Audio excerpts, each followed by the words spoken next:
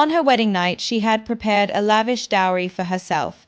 Yet before the ceremony, she personally presented it to the emperor. This was not generosity, but a deadly, transparent stratagem. In a move everyone could understand, the woman held a blade to the throat of her future in-laws, forcing them to swallow this bitter pill. Before the entire court of civil and military officials, she announced the donation of half her dowry to the military fund. This masterstroke of pulling the rug from under their feet instantly placed her greedy husband's family in the hot seat. The Minister of Revenue was overjoyed, lavishly praising her profound sense of duty on the spot. The man about to marry her turned ashen. He tried to stop her, but was firmly silenced by her father, who invoked duty to family and country. Her husband's family could only agree with the officials on a 3-day deadline to collect this immense fortune. The fat meat they wanted to devour had instantly become a hot potato. Guests all around praised the woman's patriotic spirit and mocked the man's petty mindset.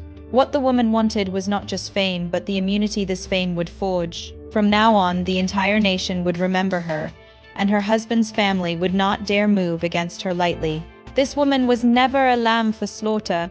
As a merchant's daughter, she understood the darkness in people's hearts. On her way here, she had ignored her servant's warnings to save an injured man collapsed by the roadside. She gambled that if she were ever in trouble, someone might extend a helping hand to her as she did today. And now she spotted another mysterious carriage. Its unique banner made a flash of resolve cross her eyes. She decided to gamble once more, betting that the person inside that carriage would never stand by and watch her perish. This was not just a game against her husband's family. It was another escape route she laid for herself. The auspicious hour for the ceremony arrived, and the Marquise's family's harassment officially began. Her sister-in-law actually demanded to replace her own frail brother in the ceremony first, aiming to make the woman a laughingstock. This blatant humiliation sought to trample her dignity underfoot. Yet, the woman merely asked lightly, if the sister-in-law replaces the brother for the ceremony, must she also replace him for the wedding night? Her words plunged the entire wedding hall into dead silence. The sister-in-law trembled with rage, cursing her for being shameless. Her future mother-in-law personally stepped in, invoking the traditional virtues of female submission and obedience. But the woman showed no fear. Instead, she threw the question back to the mother-in-law. Should the daughter-in-law then share the wedding chamber with the sister-in-law? A series of counterattacks tore the family's so-called rules and dignity to shreds. Seeing they couldn't win this war of words, everyone could only retreat resentfully, planning to marry her into the household first and deal with her slowly.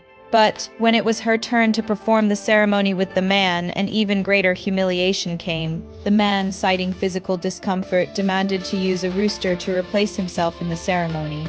Everyone waited to see her humiliated, to see her bow in marriage to a fowl. However, the woman suddenly held her forehead, feigning weakness and dizziness, declaring she also felt unwell and needed rest. The eloquent, vibrant woman from moments ago had instantly transformed into a delicate young miss who could be toppled by a breeze. The man was furious, accusing her of feigning illness. But she used his own logic against him, saying she was raised in luxury and couldn't withstand such shocks.